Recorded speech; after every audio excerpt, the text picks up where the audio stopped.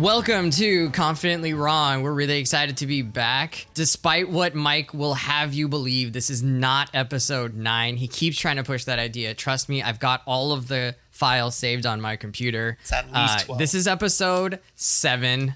Mike, we can't just inflate our numbers. We're not the president of the United States. Oh, spicy take to start off the show. This is Wesley starting us off here. We have Mike. Mike, say hi. What's up, everybody? And we got Brian back again. Hello, hello, hello. Spotting a little bit of a beard today. And then we have Savon back again. Hey, what it do, baby? All right. So big news happened. We finally published our podcast on all of the services, Apple Podcasts, Spotify, Stitcher, Overcast, which I personally use. So go ahead and tell your friends. You can now find our podcast, Confidently Wrong. It's there. It's awesome. It's ready to go. Mike, what are we talking about today? So we got quite a lot of stuff to talk about. We'll start by just seeing what everybody's been into the past 2 weeks. What are you loving? Or in my case, maybe what are you hating? Then I guess the biggest gaming news in the past 2 weeks has been Microsoft buying out Bethesda, a power move per se. So we'll just touch on that a bit. Most of us are typically PlayStation dudes, but I do think that this is an interesting development in the gaming world. Then we finally have a few trailers out of some of the new Disney Plus shows. So we'll talk about WandaVision and The Mandalorian. And then my favorite superhero show right now, The Boys. We'll touch on that for a bit. So first off, boys, what has everybody been loving? I've been playing a lot of Monster Hunter World again. I love that game. It's one of the densest, most just beautifully, intensively put together games ever, and it's just cinematic. I don't know, it's one of those games you play for a while, a few months, stop playing, get back into it. That's kept me pretty occupied. And then because of you, Mike, I've been rewatching Full Metal Alchemist Brotherhood again, and just enjoying everything about that anime. Possibly the GOAT. Full Metal Alchemist is like not only one of the best, I think, animes that I've seen, but it's legitimately one of the best shows. And I've also been watching that. One thing I've been really loving, and it came out last week, has been Star Wars Squadrons. So the kind of like follow-up to the old game, or I guess I was young, but y'all were probably grown adults when TIE vs. X-Wing came out. And it's really sick. I've been playing it in VR, so my girlfriend has been very much trying to scare me and like grab me and shit, which is not good, and I feel like it's going to end with my headset breaking. But it's a really awesome game, and I've been really loving it. But one thing I have been kind of loving and kind of not loving, and I'm not going to go too into it, is going to be this PS5 pre-order process. Target has been the only ones putting some up. If you're able to go check out the PS5 pre-order mega thread on the PS5 subreddit, there is a whole lot of heartbreak in there, and it's been pretty ridiculous to be able to follow along with that. I'm glad some of those guys are able to get support from their community, because it's been a clearly collective trauma experience for people that are just unable to get PS5s. But there's a lot of people that it really seems like that's kind of the only hope we have in 2020 is getting a PS5 on November 12th. So to all those people, I really wish you all the luck in the world. That's the November event of 2020. How close are you to considering at least going early to a store and trying to buy one in person? Absolutely zero. Okay. Zero. You have if no I wish. get coronavirus, Wesley, trying to go stand outside of fucking GameStop so I can get a PS5, like it's Worth it. No, that's it for me. That's it. That's it. You'll be 6 feet apart. You can't let COVID dominate your life. Then the COVID wins. The terrorist COVID wins. As someone who stood in line to get the Wii back in like 2006 or 7 or whatever it was, I gotta say, don't kill yourself. Do you regret that? Was it worth having the Wii? That was awful. It was like November, same period of time. It was cold because I was in New Jersey. I waited like overnight, sat on a fucking stool that I brought myself, without any cushions, no rations. I didn't know what I was doing.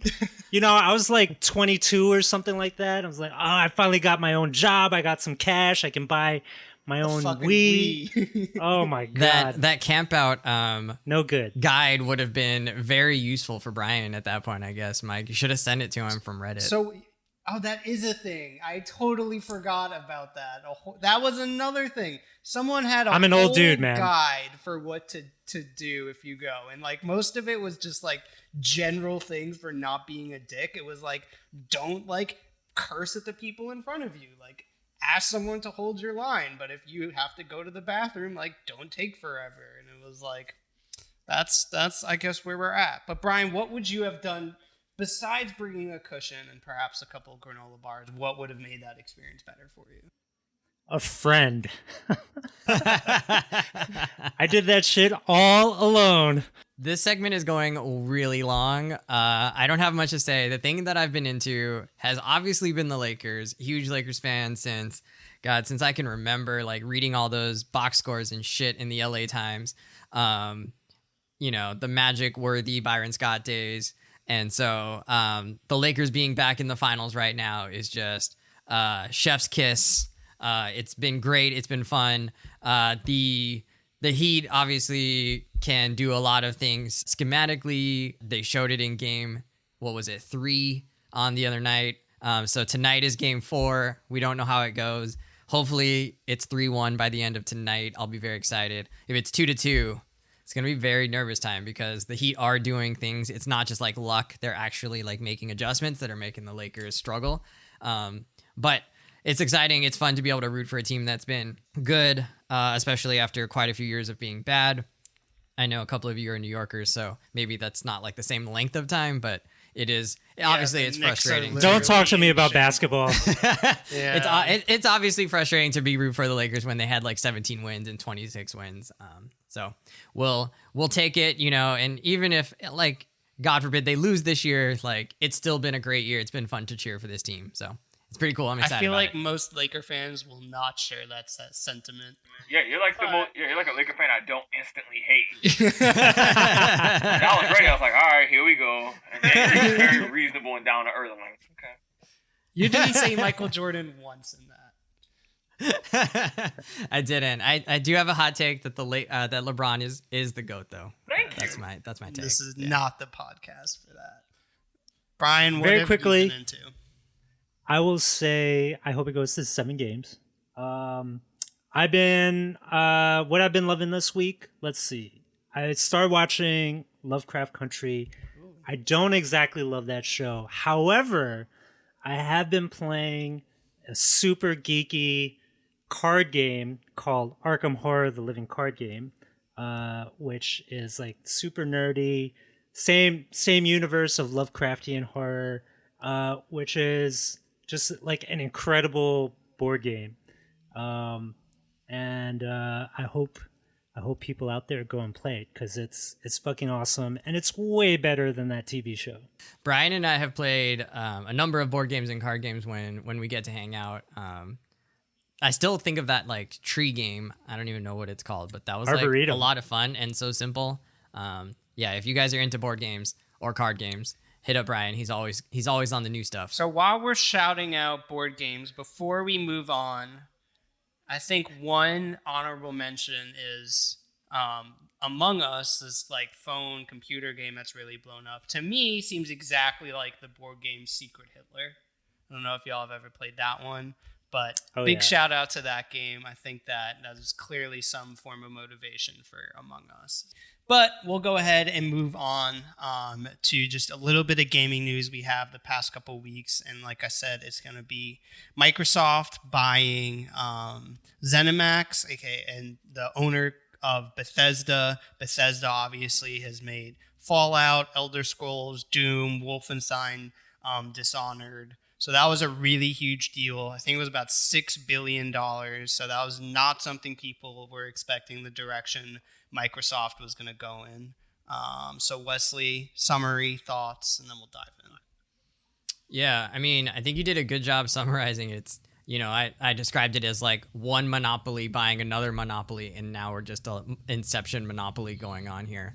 I think I'm not like really into Microsoft or Bethesda gaming, so I don't know like all the ins and outs of this, but from what we've looked up, it kind of seems like Microsoft is buying Bethesda not necessarily just to get at exclusive games, which like has obviously been a big deal for the past couple of consoles. Like, can you have those console exclusives? Their games are like Elder Scrolls, Skyrim, Fallout, all these games that people love, but a lot of the people kind of around the situation are trying to figure out like, how is Microsoft going to leverage this buy and other buys into their Xbox Game Pass, which is kind of a subscription model for gaming. So you pay a certain amount every month, and Microsoft gives you access to about 100 titles in their catalog, and you can play them, download them, whatever, as long as you have the subscription. So I think my question is, one, like, does this matter, especially in this like fight between Sony and Microsoft for like console domination in the next generation? And then two, like, are you interested in a subscription model for gaming at all, like a Netflix for gaming, or are we still kind of at a point where we really just want to have our own copy of the game? What I tell you is, a lot of the Monopoly business stuff, I can't pretend that I care about it, because in the end, it's like, this ain't my money, I don't care. But people like Skyrim, bro. Like, people like Elder Scrolls a lot, and just with how much they kept re-releasing the damn games, right? So like, no, but I mean, I don't care about like it's, if they leverage the series correctly, that could win a lot of people over in terms of console exclusives. I think people are huge fans of just like Skyrim, Elder Scrolls. You can just put such an absurd amount of time into those games. That's why the re-releases keep happening. So they could leverage it as a power move. I'm curious to see, because that could win me over even. I don't know. Like, I'd consider getting a cheaper Xbox if I can get those games, because I'm a huge fan. So you would buy a console just for those games. I don't know if exclusivity is part of what people are thinking this deal could mean, but you would. And that's the only part of the deal I care about. Like, that's the only part that's relevant to me, because I'm just like, if otherwise I'll take it on PlayStation. But it's enough to make me think about it. Right now, there's nothing that can make me buy an Xbox. But like, if you would have dangled the Elder Scrolls Bethesda series in front of me, I'm like, I've put time into those games. So to just say, like, I know I get my money's worth because I play them so damn much. But thinking about like Wesley, what you were saying about a battle, like a subscription service, I don't know if I would, only because I guess it depends on the money. But like, a lot of times when I buy a game, like, if it's a single player, I want to try and let my friends play it later. So I like having a disc. And anything else, usually I play games for like months, if not years at a time. So like I still play Grand Theft Auto, I still play Red Dead, I still play Call of Duty, I still play Monster Hunter. Like, if there's a game I really like, I'll probably be playing it for years. So I'm not someone who feels the need to just play all the newest games. It's like, if it's a game, it'll be a multiplayer game that I'm going to do with my homies for a long time. So yeah, I think that makes subscription less value. appealing. Yeah. Brian, you're on that boat too. Like, subscription models maybe not for you. Yeah, absolutely. It's, especially like the best games, the games that I love all have high replay value, where you're playing more than 60 hours, and you could be doing that, the first couple months the game is out, and then like another half year later, and then maybe even 2 years later. And I'm with Savant on that. I definitely done that with Red Dead Redemption. I do that with Zelda Breath of the Wild. I've done that with Horizon Zero Dawn. And Guys, I still haven't played Red Dead. You got to get on that. Unbelievable. I mean, it's like a movie. It's like a playable movie, which is not an insult, but So then, like, who is this subscription service for? Like, what kind of gamer, like, would this idea fit? Because like PS, like Sony does this too, right? PS Now. I think it's for people like Mike. Well, like people like me, but I mean, I think like the lever is like, if you don't want to put all that money into games up front, like, that's cool if you want to have like 4 games or whatever, but that's $240, and then if I guess that's how math works. And then if the games go up to $70, then it's even more investment. So if I could just pay like $30 a month flat and have access to a good amount of games, and that's clearly the direction Microsoft is going in, which I think is part of the reason why this Bethesda deal was kind of shocking to a lot of people, because it seemed like Microsoft was almost like throwing in the towel with going head to head with Sony with single player AAA first party games, and it was like, all right, we're not going to do that, but we're going to have a really robust subscription service that will give you access to a ton of games. Now, the quality of those games is, I think, where the question is that. So it seemed like maybe that's just throwing money at the problem and isn't actually a solution, but it could also kind of just really build on the direction they're going in with the subscription. I was gonna say, it's good for people who don't want to play a game a million times through. Some people are gonna play Last of Us once, have experienced the story, and they are good. They're not gonna play it again. There's no, that's fine. There are other people who are gonna play it and try and beat it a bunch of different ways, experience every line of dialogue and every little bit of side content, and I think those are different types of gamers, and I think the subscription service leans itself more to the former, which I think that could work. Or people who have kids or something. I think that's a very doable model. I just couldn't imagine spending $30 a month or something because eventually that supersedes the price of games I would have bought. But different strokes. I mean, I think it speaks to where the industry is headed, like Google Stadia and Apple Arcade, right? Those are much smaller, minute versions of what it seems like Xbox is trying to do, and so they're trying to raise the quality of video games but offer it at a subscription level. And I think that's kind of how, maybe going out on a limb, saying maybe a majority of casual gamers, that's how they operate, right? They want quick hits, quick fixes of games, but at some point they're going to want something a little deeper. And then so I think once you get to something like Elder Scrolls, they could structure the game around more subscription-based content, so that you're getting new storylines, new characters, new upgrades, at a regular clip that comes through a subscription, rather than dropping a new disc.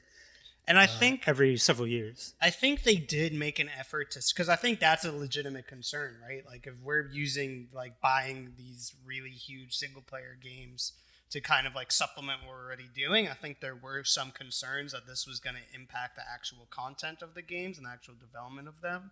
And I think Microsoft tried to get out ahead of it and try and really say that Bethesda is going to continue to do their own thing. And obviously Bethesda said that, but I think people have also had questions about the direction they've been going in for a while with that Fallout 76 fiasco and shit like that. But we'll get out of here, and the next thing we're going to touch on is we're going to try a new segment that we've aptly called Spoilers Bro. And what we're going to do, and just to provide a little context here. So our friend Sivan, and I've known Sivan for a long time, I am what Sivan calls a hype beast. I soak in all information I can prior to anything coming out, movies, games. I obsess over it. I go on the Reddit threads, all the analysis. As much as I disparage them, I definitely am a part of them. And I just eat it all up like a fucking idiot. Now, Sivan, on the other hand, completely refuses to watch any trailers. So what we're going to try and do is we're going to talk about two of the trailers that came out for two of the upcoming Disney Plus shows. So Mando Season 2, Mandalorian Season 2, and WandaVision. Sivan has not seen these. He will never see them. So we're going to describe them, and we're going to get Sivan's thoughts on them. So screw Disney's multi-billion-dollar marketing budget. You're going to get three idiots. Also, for the record, I watch trailers, but if it's something I know I'm going to watch already, I won't watch the trailer because I'm already sold. So then what's the... Sivan only watches for trailers for things he doesn't give a shit about. And it might win me over. Don't you want to get hyped up for something that you want to see? The hype is knowing that it's going to come out. Pure. All right, so let's go ahead and start with Mandalorian Season 2. So this is going to come out on October 30th. The first season was a bit of a phenomenon, and it was definitely a win Disney needed, obviously led by Baby Yoda, and that Baby Yoda just becoming a giant form. But for me, I was always interested in the greater lore of Star Wars, and how this show could actually connect to that. But before I fully nerd out, Wesley or Brian, any thoughts on the trailer? Anything that stuck out to you? Anything that you're excited for? The thing that kind of stuck out to me was they're going to tie it into the stories of the Jedi in some way. And as someone who's more of a casual Star Wars fan, I think that's kind of cool, or that's more enticing since those are the stories that I'm a little bit more familiar with from the movies. The first one, it was great to meet all these different, characters and different worlds, and different like power structures, but there wasn't a whole lot to tie it into the greater or the Star Wars movies. And then hopefully, it doesn't seem like they are, but hopefully they'll kind of reveal more about like the Baby Yoda and where he came from. Like, right, we got nothing in season 1, and it's obviously on purpose, but hopefully they give us just a little bit more of where he comes from, or she comes from, or whatever, where it comes from, and like how it ended up, where it ended up. Brian? I gotta admit, I haven't seen the trailer. I'm watching it right now. Oh my God. Brian doesn't do Classic. homework. He's that kid. Yeah, Brian guys. is that He's kid. No, it's fine. I don't study for the test. I ace it. So here's what I will say is, and I turned my audio up. Here's what I will say. I think some of the actor signings have like kind of indicated the direction they're going in. So the big one being Rosario Dawson is going to play Ahsoka Tano. Who What? Oh, that's cool. is going to... Oh, well, there you go, Savon. That's why it's called spoilers, bro. So... So she's obviously a huge character in Clone Wars and Rebels. It also, they've signed Tamora Morrison, who played the clones in the prequels. So we're not sure who he's going to play, but the Django's dead. So Boba. No, but I'm saying like the voice of the clones is still ultimately the same actor, so he's probably he's probably going to play Boba Fett, because Django dies in the Clone Wars.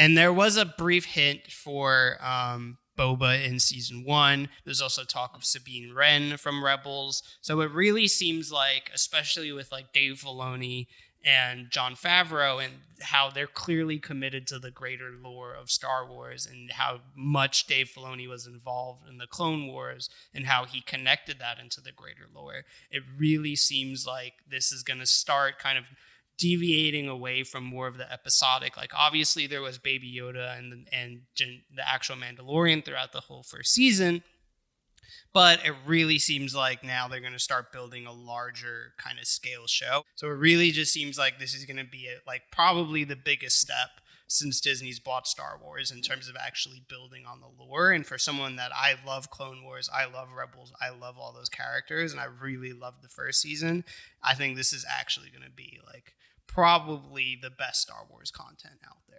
And I know I'm completely cementing myself as a hype beast here, but I don't give a shit. I will die on this hill. On brand. I will die on this hill. October, at the end of this season, we will come back and revisit, and I will say, I told you so. I told you so. So I've been sitting here watching the trailer with barely any sound on. And I gotta tell you, I'm hyped for one specific reason. There's a very quick shot of a dude walking around what looks like Tatooine or something like it. And I believe it's Carl Weathers. And he's got a gray beard, and Carl Weathers is hilarious. And anytime he shows up in a TV show, you gotta watch it. Did you watch the first season? I did. He was in the show a lot. Oh, you know what? I never finished the first season. Oh my god. All right. Well, I love. Wait. Before we go on, I love the line. It is the way, or this is the way, or whatever. Mm-hmm. Like, what a cool mantra. So that specific language hasn't come up anywhere, but I think it seems like that there was a sect of Mandalorians called Death Watch that appeared in season 1, and they were very culty and like kind of a terrorist cell. And it seems like they were the ones that saved Din Djarin and turned him into the Mandalorian, quote unquote. But Savon, now you did see the first season, but you Yeah, I did saw not season watch 1. the trailer. So hearing this, what are your thoughts in lieu of the trailer? Can't lie, I'm hyped. All of that, you kind of said it to an extent, but it's clear that they're going a MCU route of like Star Wars, products and games and stories have existed for decades. That's not a new thing. But stuff like the Clone Wars and KOTOR, Knights of the Old Republic, and all of that were essentially just Star Wars branded and then had nothing in common otherwise. It was just a Star Wars name and like characters, which is fine, but it's very cool that they're intentionally trying to interconnect these stories, because even like when I was a kid, I read a lot of the Star Wars like books, all kinds of side books, and even the books like they existed as their own individual stories. So to see all of this tie together in such a larger, meaningful way is something I'm very excited for. The Ahsoka Tano thing blew my mind because I'm like, oh, okay, so like I know there was some references to the Clone Wars series, and I'm like you, I'm a huge Clone Wars fan, but to see that they're going all out of like, yo, all of the Star Wars history is connected and we're going to be intentional about showing you that is something that excites me quite a bit. You really had no idea Ahsoka was going to be in the show? Not in when you said that, I found out. God. Savannah was making an O face. I am very committed. He was like, oh? Yeah, I was like, what? I wasn't sure if they're going to introduce Jedi into the show, if they wanted to keep it its own like bounty hunter centric thing. But like, it's clear that they're taking advantage of the characters who have a lot of rich lore of their own. Like Boba has a cool story you can use. Ahsoka has a cool story. So like, I'm excited. There's that guy, the Imperial officer dude. So I'm hyped. I'm like, okay, like I'm booked. Like they're clearly gonna have a bigger budget and be more ambitious because now they know that people like it. So they're gonna kind of take the gloves off a little bit. I'm pumped, man. These are good things to hear. So does that mean you're gonna watch the trailer? No. No, it means you especially will avoid the trailer now because Yeah, he's now I'm excited like- about it. Yeah, because now I'm like, okay, I don't know what Ahsoka Tano really looks like or what context Boba is. Okay, I know they'll be there, but I hope they keep that. One thing I hope that they keep that slow Western pacing that they did. That was very refreshing, and I didn't think I would like it, but I ended up really appreciating just like the minimalist pace and kind of quiet nature of the show compared to the other movies, which is like more Like intentionally a cinematic and dream bombastic. of a meth head that is Rise of Skywalker. No, I'm just talking about the visuals. I'm not hating on. I'm talking about all the Star Wars movies. Cinematic, giant, dramatic. This was way more just, yo, man, I got a knife and I'm about to go steal this egg. All right, let's see what's up. That's a great synopsis of episode 3 or whatever. I got a knife and I'm gonna go steal it. All right, so that's Mandalorian. So now the other side of Disney's dominance of all of nerddom is going to be them starting to roll out their Disney Plus Marvel shows. So the first one I believe we're going to get is going to be WandaVision. I could get the timing wrong, but so far I think what we have confirmed is going to be WandaVision, Falcon and the Winter Soldier, which will be Anthony Mackie becoming Captain America. There's going to be a Hawkeye show. I believe, I think She-Hulk is going to be a show. So there's clearly this is going to be the first step into really what mainstream MCU is going to look like moving forward. And Loki's supposed to get a show And too, Loki right? as well, yeah. Facts. So the trailer, I don't really have any crazy analysis to give for it because I think it's intentionally kind of vague. What it appears, the whole thing with the show, it appears to be, is that her and Vision, it's kind of going to be almost like a sitcom, but they're going to go through different time periods. So there's a 60s episode, 70s, 80s, 90s, what have you. And it's all clearly very kind of cerebral and a direction that I don't think Marvel's gone in. She's going to be Wanda at least is going to be very heavily in the next Doctor Strange movie, which is starting to kind of be billed as a horror movie. And it seems like a lot of this is going to be Wanda kind of dealing with the trauma of Vision being killed at the end of Infinity War, and this seems like this might be something she's entirely construed in her head. We don't really know it all, but it seems really cool. It seems like they're going to dive into some of the lore. I don't know, Savannah, if you've heard of the House of M storyline. Ooh, they're going House of M. I don't know what it is, so you could tell us what that is in a second. But before that, Wesley, any thoughts on the trailer? No, I think what you said was right, that like it was confusing to me, like what was happening, and they didn't resolve any of it or explain any of it. It was just like, oh, you're getting these different snapshots of like black and white, Beaver to Cleaver, like I Love Lucy kind of scenes, and then like you're getting these weird 70s 80s costumes, like is it Linda Carter, the lady who played Wonder Woman way back when? You know, Linda Carter, like that kind of stuff, you know, and like the Genie show. Obviously, I'm bad with memory, but Aladdin. No, I Dream of Genie. Yeah. So like, you're just getting all of these like vignettes of like classic television, and they're very clearly playing on this idea that like WandaVision, not just in terms of like Wanda and Vision being put together, but also like there's some kind of TV aspect to it, or like they're being spied on, or this is like a simulation or something. It didn't make me want to watch the show anymore. Not that I wouldn't watch it, I think, but it didn't make me confident that like this is going to be something that I'm going to want to put a lot of time into. I mean, I would definitely watch the first episode to see how it goes, but it definitely felt like a little bit of a mess to me. I thought it looked super dope, man. Oh, so you did watch that one? Yeah. Okay, He did thoughts, homework. thoughts. This one- We love this to one I hear was it. on. I'm so proud. he Thoughts. did half the homework. That counts for something. Yeah. Come on, get 50% of the grade. Still an F, but okay. I think this one's pretty dope because of everything you just described, Wes. That that they're like playing with all these TV genres, and like it looks like they're just like having wild fun going through these different TV genres, or TV sitcom eras, which I think is pretty clever. But then there's this lingering mystery about like something's totally fucked up with Wanda. She's like making this all up in her head, or she's created this world. There's like something very like Truman Show about it. And then, this lingering mystery about what's going on and where exactly is Vision? Is he dead? Are we seeing just a memory of him? Are we seeing, Wanda's projection of Vision, or has he somehow made it into this weird television sitcom world that has been created? So Vaughn, hearing all boy. of these three varied takes, what are your thoughts? And I'd love for you to explain what House of M is, because I have no idea, and you're someone that is familiar with the Do any of y'all know what House of M is? Mm-mm. I remember the comic book. I never read it. Cool. So first of all, as far as the trailer is concerned, only thing I'd ever seen was like just a black and maybe like a clip of something that was in black and white, but I hadn't seen the other like periods, so that's interesting.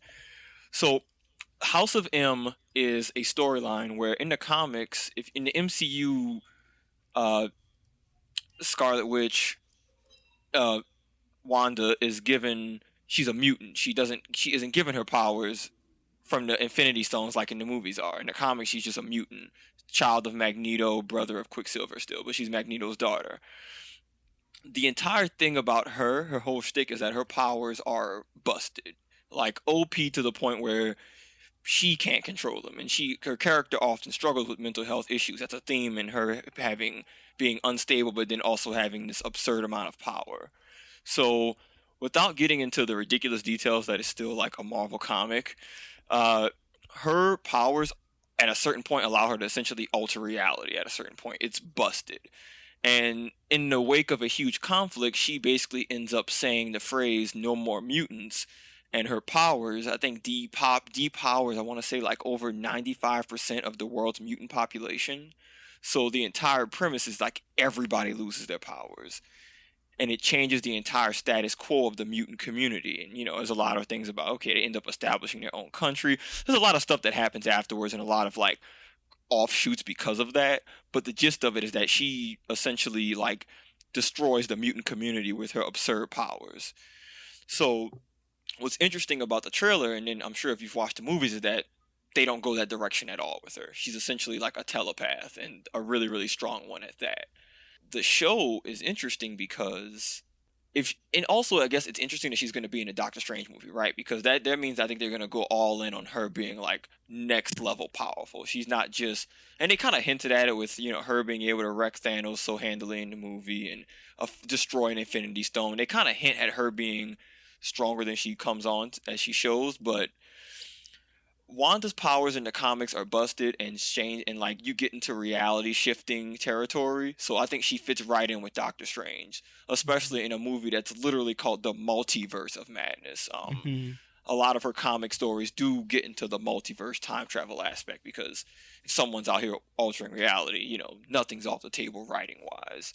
So it seems like they're kind of leaning that direction. So I don't know what the hell to expect from the show, period. I don't know what that's supposed to mean, but this is a character who is historically has like shifted the status quo of the comic world and is one of the most powerful beings and most dangerous beings in comics. So I'm very curious to see like where they take that, especially Mike, if you imply that they are going to address her drama of losing Vision, right? Like she has a lot of things in the movies of like having lost her brother, Vision, having literally died, like they're setting it up for her to kind of move the direction of her being in the comics where she could be a threat as much as she can be a hero. Yeah, I mean, that would be crazy if they take her in that direction. I wasn't even thinking about that. But you're right. They have yet to establish her reality-altering abilities in the MCU. But it does, from this trailer, it kind of seems like that's what they're hinting at. Well, right? didn't That she she's have created this the whole reality. thing in Ultron where she would give people the crazy visions and stuff? Well, yeah, I mean, it was very like Mysterio like in Age of Ultron, if I remember, right? Like they thought they were, fighting something that wasn't there. Yeah, my impression was like she kind of had some Mind Stone mixed with telekinesis type powers. That's what they were going for. She can move stuff with her mind, and she can mess with your mind. All right, well, then we'll touch back and see if we get any more information, because I think, especially compared to Mandalorian Season 2 trailer, even maybe because that is a Season 2 trailer, we get way less from the WandaVision trailer. But we'll get out of here. So the last thing for today is a show we've all been watching, and a lot of people I know have been watching, The Boys. Season 2 came out. So, Brian, without spoiling the show, and I don't know why anybody would listen to this, if anybody listens to this. They're listening. Wes's sister's boyfriend. We're talking to you. And we're going to get him. One person. Yeah, Wes's sister's boyfriend. But I don't think Matt watches the show, so this might be where he stops. Might be where he stops listening. Brian, if you could summarize the premise of the show for us before we dive in. Okay, Wes's sister's boyfriend. You should be watching The Boys because it is a very fascinating take on the superhero genre. In much the way that Watchmen did, it turns the genre on its head by making the superheroes essentially the villains of the show. Right? They're in a world where superheroes exist, but they all are employed by one giant corporate entity that also, so they dominate the media, they dominate the weapons industry. So they're after defense contracts with the government, and they're trying to sell the government their resources, which are these superheroes. And in the show, there's basically a group called the Seven, who are very much like the Justice League, maybe a little bit like the Avengers, and the Seven is led by a superhero named Homelander, who is something of a composite between Superman and Captain America, and like Ted Bundy. And yeah, and very American Psycho, essentially. And so the plot really hinges on what happens when these superheroes, who are really unhinged and almighty and also incredibly corrupt, what happens when they have collateral damage in their actions? What happens when they have gone on to kill some innocent people in some of their dealings and leave the survivors of those innocent people to deal with that death? And so The Boys is really about a group of people who have had that misfortune at the hands of these superheroes, soups as they call them, and band together to try to take down the Seven and Vought International, which is the giant corporation that the soups fall under. Well done. So Wesley wrote out some questions here. And as I said in the beginning, as I'm watching the show, I know Wesley's watching it, and I'm consistently thinking, like, how uncomfortable is Wesley in this scene right now? So apropos that, the first question is, before we actually dive in, elephant in the room, it says, there's an abundant amount, and abundant is probably putting it lightly, of violence, of gore, and now of sex and of death. Do y'all feel that adds to the show, or is it gratuitous? I think it makes sense in like a Quentin Tarantino way, right? Like they're on purpose going way over the top with the violence for its shock value and for setting the tone of like, this show will go anywhere. Like they are not about to stand by your 1980s ideas of proper movie technique, or storytelling technique of, implied violence or implied sex. Like they are not about that in this. And they let you know that like right from the get-go, right? Season 1, episode 1, in the first like 4 minutes, you're just like, oh, okay. So like this show is just a complete like crazy, gory spectacle. So I think in that sense, as a storytelling device or as like a rhetorical device, it just serves to like let you know what the show is about. On the other hand, I do think there's moments in which they go for gore or sex or violence only for that sake, right? Like beyond those first couple episodes, they stick with all of these moments of like crazy ways of dying that are awful. But like to what end, right? Like in some ways it does illustrate like the like horribleness, I don't know a better word, the just like inhumanity of some of these people, but in sometimes it just feels like they just did it to like do it, right? And like it didn't necessarily, like we get it, that guy is violent, but like is that telling us more? Are we learning more about these characters? Like sometimes it feels like not. It just feels like they're just like, hey, we had an extra, amount of stage blood. Let's just throw it into this scene and see what happens. And like Huey wears blood literally in 60% of his scenes, maybe more. He is always trying to wash off the blood. It's like you could probably die from drinking if that was your drinking game. I think the blood and the gore and the excessive violence is hilarious and so necessary in this show. It really is kind of Tarantino-esque, but you used in a different kind of way. I think it one speaks to the brutality and sort of the omnipotence of like the superheroes who are perpetrating this violence. But it's so extreme that it makes the brutality like palatable in a way, right? Whereas like it's not like it's bad, Us, right? Like if you get to know like the story and the tragedy or the like these characters that are dying on a really deep level, them dying at all in any way, shape, or form is heartbreaking. But watching these people die who are just like cannon fodder, like you're like, oh, another person died. But I think that actually works against it, right? Like you're not feeling any of these deaths. They're just another exploding body. I don't think we're supposed to like feel for the dead in this show. Like the show is very tongue in cheek. Like, it's a satire, right? So when you see Homelander, the Superman, Captain America archetype, like just crush some like purse snatcher's face into a bloody pulp, and then like proceed to have gratuitous like alleyway sex with his superhero lover, I don't think you're meant to feel bad. You're not meant to like have any sort of like emotions about the purse snatcher whose head just burst like a lollipop. But you're meant to just think about like how outrageous it is for people who are enforcing the law to have this crazy amount of power and to and wield it in such a way.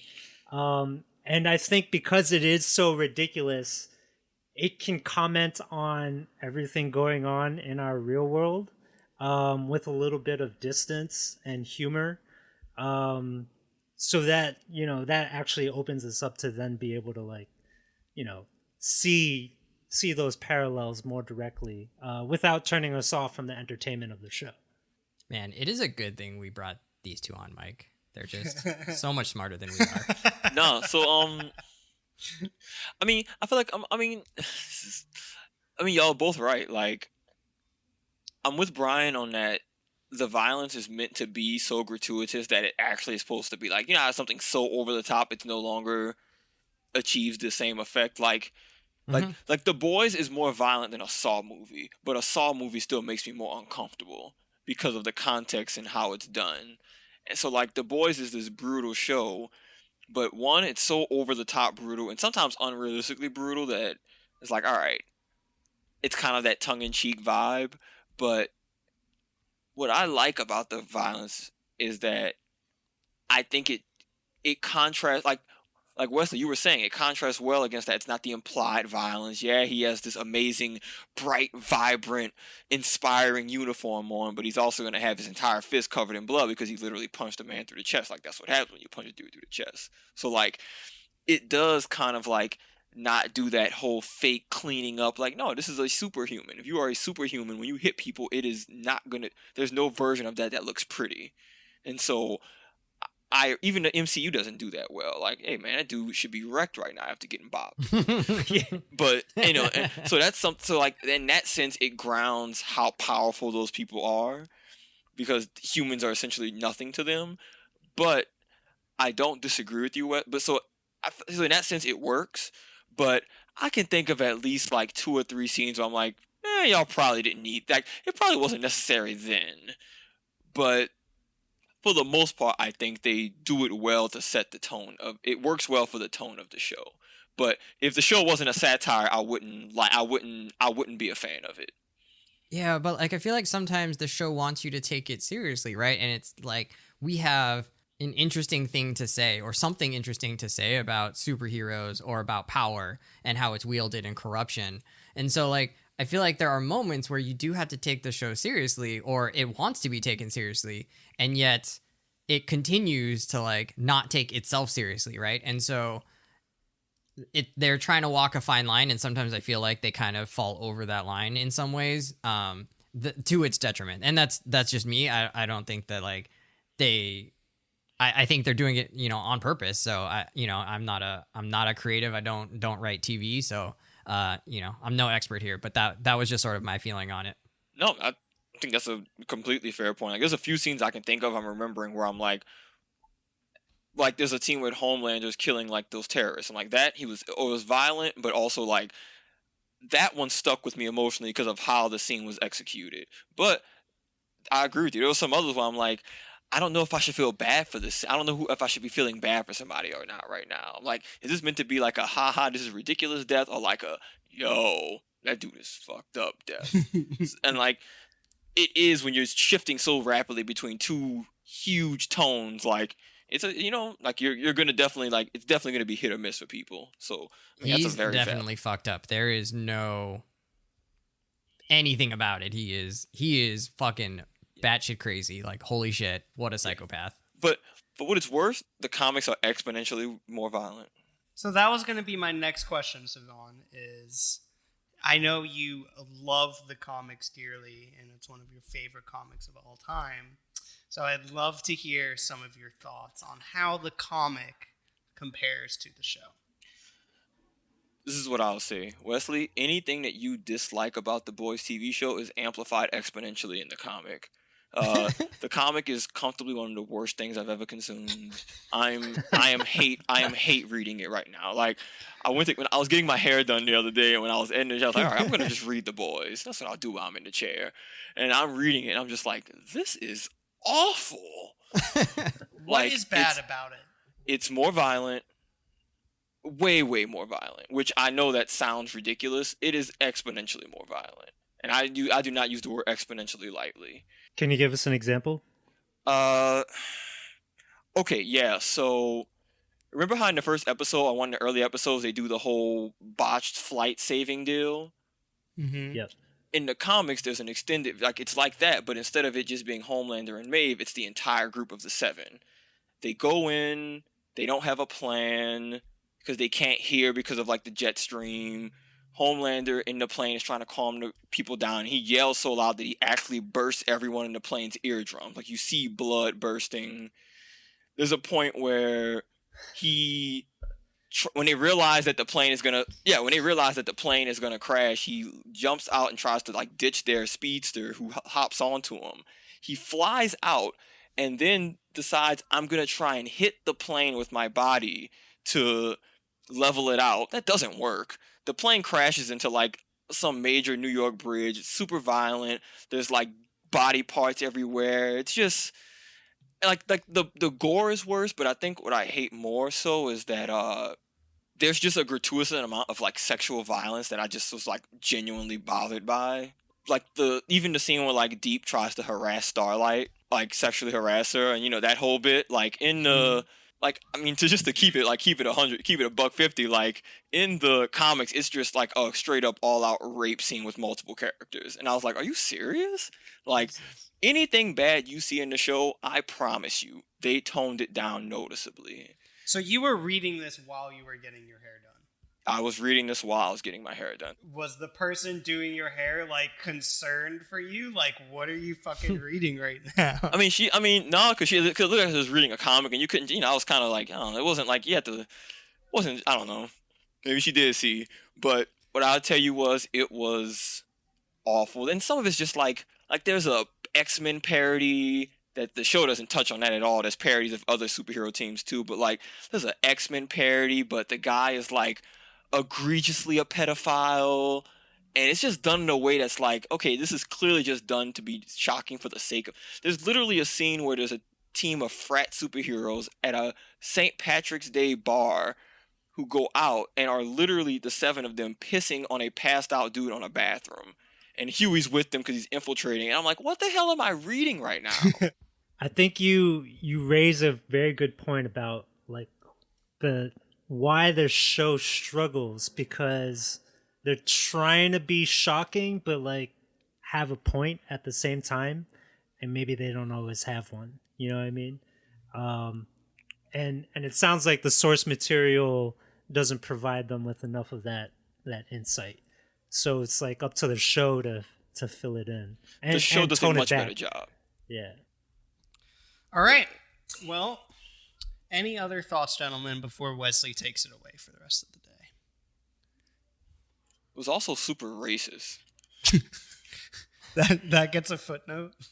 Yeah, it was also there's a team of like superheroes and they're all like black, and the way they were talking, I was like, who the hell wrote this? and it was two superhero teams who didn't like each other. So it was a panel of literally like 12 black superheroes with cornrows and all kinds of stuff, just yelling at each other in like ebonics that no one uses in real life. It was absurd. Final thoughts from today. We went really long on the Bethesda stuff and the trailer stuff, and I didn't think we would go that deep, so that was kind of cool to get you guys' thoughts on that. I'm obviously just, once again, to bring it back, pumped about the Lakers tonight. I hope they show up more than they did in Game 3, because good Lord, they did not show up in Game 3, and Miami did, and they got their asses handed to them, so we'll see what happens tonight. My boy Jimmy Bucket's going to drop 50. The Lakers are the 7. The Lakers are the 7. LeBron is Homelander. Miami are the boys. All right. It's not the worst analogy. Any other thoughts? Just respect to you for being a reasonable Lakers fan and also acknowledging LeBron as the GOAT. I Like, I don't care what they say. I like you. I appreciate it. All right, friends. Well, that'll wrap us up on this is pretty much the best show we've ever done. And we might make that joke every single time we do a show. Subscribe to us. We're now on Apple Podcasts. We're in Overcast. We're on Spotify. We're wherever you can find a podcast. We're there pretty much, except, those small ones that don't count. This is Confidently Wrong. We will be back in 2 weeks with our next show. All right, friends, leave us a 5-star review. Have a great one. Good night. We out.